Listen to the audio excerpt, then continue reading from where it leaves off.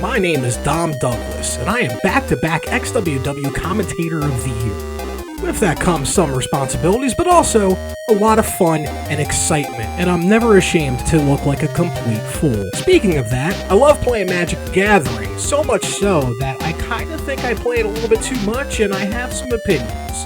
So now, XtremeTVOnline.com and XWW Wrestling on YouTube presents my podcast where I talk about Magic the Gathering. It's the Goblin Grenade Podcast. How's it going, everybody? This is the Goblin Grenade Podcast. Not even an intro today, maybe. I don't know. It depends if I edit it in later. No face cam today. I'm having some issues here. I'm going to double check real quick to make sure recording is happening. Yes, it is. Having some issues. Full disclosure, I do have Bell's palsy. It doesn't flare up all that often. Unfortunately, with last week, me not being able to do one. Sorry about that as well.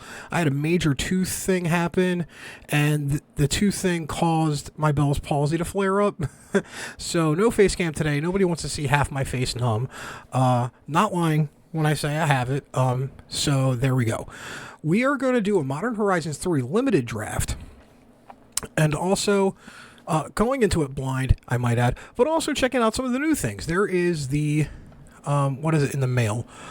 Mailbox, Psychic Frogs Horizon giveaway. Modern Horizons 3 doesn't have a Mastery Pass because, it's still in Thunder Junction. So what they did was they're experimenting, I guess.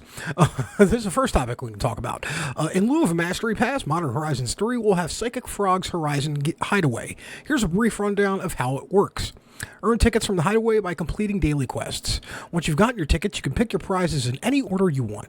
Spend a few tickets on multiple card styles right away, or save up to get avatars, packs, or even a draft token. You earn tickets regardless if you purchased entrance to the Psychic Frogs Horizon giveaway, but you can only redeem them if you've purchased the entrance. It will only be around for Modern Horizons 3. Tickets will not carry over into a subsequent release. Check out Frogs Hidden Away in the store today. We will go to the store because there's a couple other things at the store, and I heard a few rumors that this may happen, and it finally dropped it. First off, unlock Psychic Frogs Horizon giveaway. This is 2,800 gems. Second thing you'll notice, Planeswalker bundle. It's a one-time purchase of $50, and this is stupid good value for a one-time purchase. 6,500 gems, 4 draft tokens, a Chatterfang sleeve, and a Pendigriff avatar. Then a one-time Spark bundle with 1,500 gems, 4 mythic wildcards, 4 rare wildcards, Metallic Arena sleeve, and a Slimefoot avatar. Not bad. We'll check out the Psychic Frogs Horizon giveaway. We got about 48 days to do this, and unspent currency will be lost. So you can see here, sleeves, draft token one time, a mythic wild card, limit 10, a pack for 95, and whatnot. We will go into home now and see our dailies. The weekly, you get, when you complete it, you get 2 tickets, 45 tickets. Win dailies. Okay. 45 tickets, you get 45 tickets. We'll see if we switch this up and it gives us, nope, just same 45 tickets. So, Modern Horizons 3 Premier Draft Limited. We're going to spend the 10,000 gold on it. We're probably going to get our butts kicked. Who knows? That being said, first topic I want to talk about before we start getting into seats, Diablo 4. New DLC dropped. Not DLC, but they did confirm the expansion coming out. Vessel of Hatred.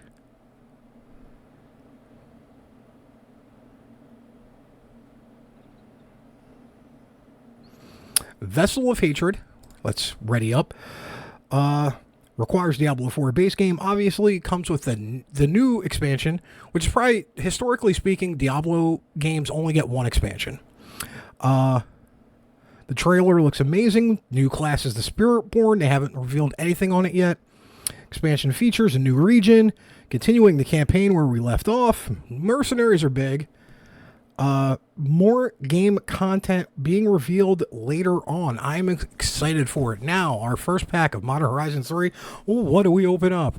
Cthulhu Nightmare, 1 in a black. 3 energy. Pay X energy, sack a creature. Return it to its hand. And Cycle a graveyard card. Angel of the Ruins, Charitable Levy, Path of Annihilation, Titan's Guard, Crystallis, create 2/1/01s. Sack a creature, return to its owner's hand, return target creature card with mana value X from your graveyard to the battlefield, activate only as a sorcery. Transformer. ETBs, we got some energy. Not a lot to deal with. I'm just going to regress to the means and take the rare. Dreamtide Whale, vanishing 2 whenever a player casts their second spell each turn, proliferate. At the beginning of your next upkeep, remove a time counter. When the last one is removed, it's a potent card, but we will need to proliferate. Glimpse the Impossible. Bountiful Landscape. Expel the Unworthy. Choose target creature with mana value 3 or less. Spell is kicked. Instead, choose target creature. Exile chosen creature. Then its controller gains life to its mana value. ETBs, create a 1/1 white spirit token with flying. Morbid at the beginning of your end step. If a creature died, populate. I'm going to take the Dreamtide Whale. Might wind up taking this Windswept Heath, maybe. You have Esther's Invocation. There is a copy of an enchantment, except these lands are good. Turn target spell or non-land permanent to its owner. An opponent controls to its owner's hand. Gargantuan. Whenever one or more +1/+1 counters opponent, you may draw 2. If you do, lose 2. Sorry about the abrupt cut. Had to stop doing the draft. Talking is kind of hard. It's going to be a quick podcast today, and I want to go over a little bit more of Vessel of Hatred as well for Diablo 4. Let's see what the daily deals are on Arena. Saheeli stuff. Okay, cool. We'll check our packs. Boom. From our draft, we went 1 and 3, drafting Jeskai, Energy. It was fun. I can see me digging deep into Modern Horizons here. I just wanted to touch a little bit more on Vessel of Hatred, Diablo 4. The expansion trailer is a continuation of the story, how it ended in the main game, with them holding the shard, and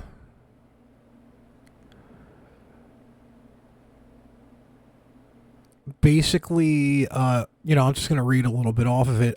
They're going to expand the map to Nahatnu, which I'm probably misspelling wrong, in search of Nerel, who is both suffering her fate, to imprison Primeval Mephisto and seeking a way to destroy him. It is obviously in that trailer that Mephisto's got a grasp on her. Do not look up the trailer if you are squeamish, I might add. It is brutal. Now they're going to also be able to recruit mercenaries as well, so you can get a pseudo team-up going on, like in Diablo 2, which is a good throwback. I like to see that. They've said new PvE co-op activities and more. The new class is the Spiritborn. They haven't said much. It's a brand new class of the Diablo franchise, and they addressed the reason why no Paladin yet, or at all. They said they had a rare opportunity to introduce a new class, and so they took it. A brand new, never before seen class. So we're going to learn more about that July 18th. Some of the features is obviously the new region. So don't know how big it is. I'm hoping for at least half size like the campaign is, like the main game. To which we're going to continue the story as well. New mercenaries. Discover and recruit new mercenaries to join you on your quest. These powerful allies fight alongside you, grow in power as they progress, and help you in combat with unique abilities. New endgame activity of slaying together. We can party up now and take on new multifaceted dungeons with powerful challenges and promising rewards. So hopefully a raid-like system. New base game updates. They added pets to the game. You can get one pet right now, and that kind of collects your gold, the gems, and all the other drops that happen in game. You get access to one if you pre-order the expansion, and yes, I'm going to pre-order the big boy expansion. You're going to have access to 3 of those pets as well. Yeah, I'm getting the deluxe edition. I'm not even going to lie, just because of everything that you get with it.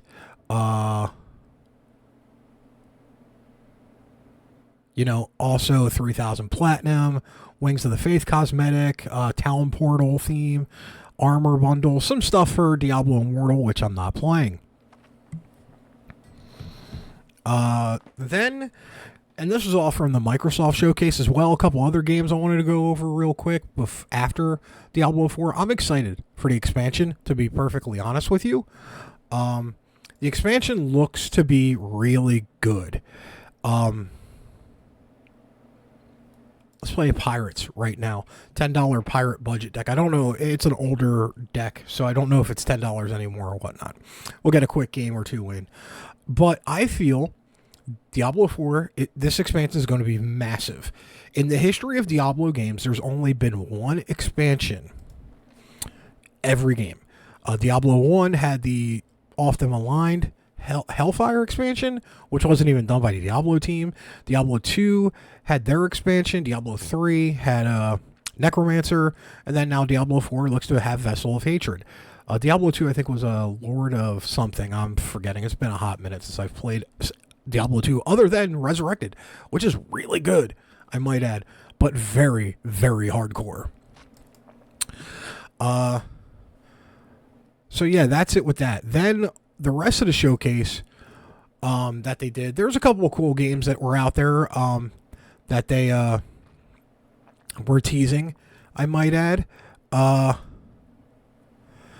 One of them was Fable. The new Fable looks kind of good, and it's out of Peter Molyneux's hands.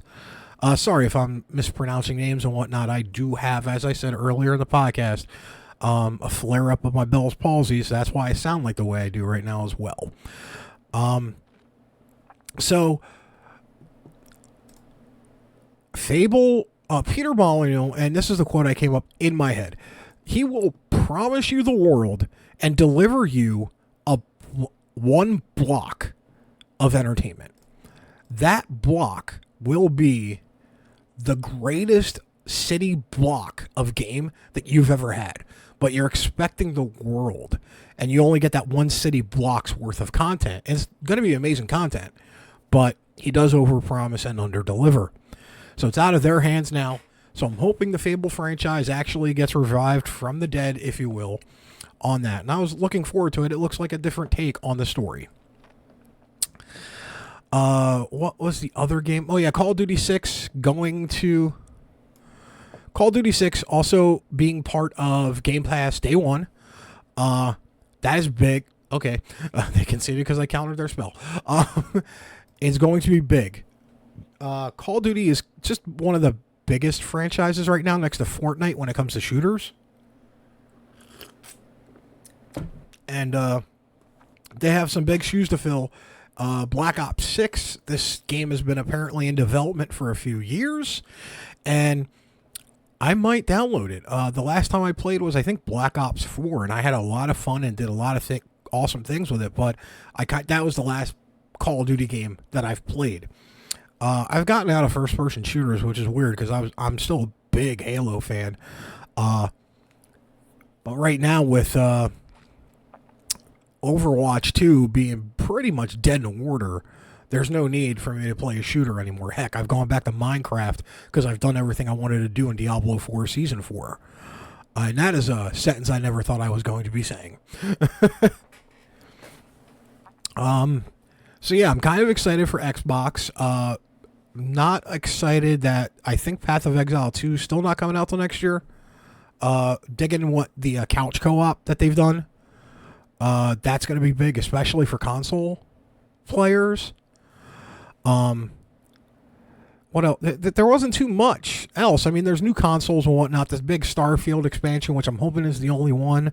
I was still surprised that there was no low-key, as far as I saw, Fallout news at all. 76 is getting a big update too, but everybody kind of wants like the new numbered Fallout.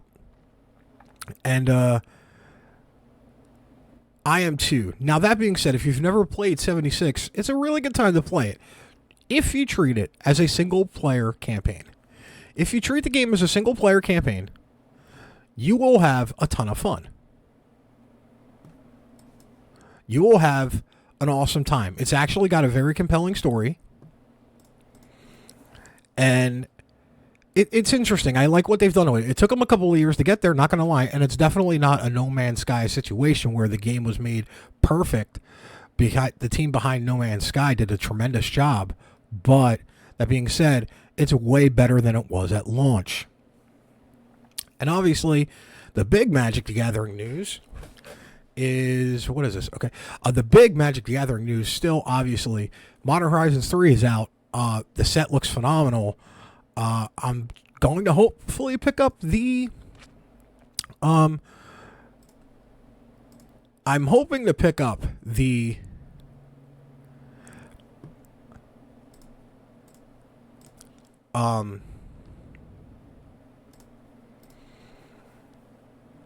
what is it? What was I talking about? Welcome to the world of Bell's palsy, ladies and gentlemen, where things just don't make any sense.